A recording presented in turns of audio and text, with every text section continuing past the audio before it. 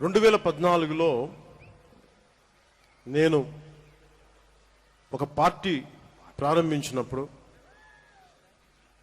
తెలంగాణ హైదరాబాద్లో ఆ రోజు నేను అనుకోలేదు, ఏథెన్స్ కంటే పురాతనమైన నగరం అయిన మదురైలో ఇన్ని లక్షల మంది జనం మధ్య, తమిళ్లో నేను గౌరవించే నా తమిళనాడులో, నేను పెరిగిన తమిళనాడులో, నేను ఇష్టపడే తమిళ సంస్కృతి, నాకు సంస్కృతి బీజాలు పోసిన తమిళనాడు,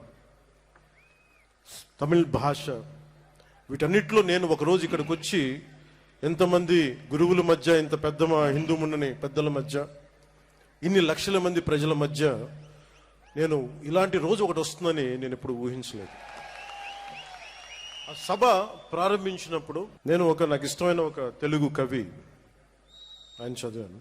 అదేంటంటే, ఇల్లేమో దూరం, అసలే చీకటి గడాంధకారం, చేతిలో దీపం లేదు, దారంతా గోతులు లోయలు, కానీ தைரியமே ஒரு கவச்சம். பாதையோ இருட்டு, கையிலே விளக்கு இல்லை, வீடோ நெடுந்தொலைவில், வழி முழுவதும் மேடு பள்ளம், மனதில் துணிச்சல் தவிர வேறு இல்லை, அச்சமில்லை அச்சமில்லை அச்சமென்பதில்லையே என்று மகாகவி பாரதி சொல்வாரே, அதுதான் துணைக்கு வந்தது.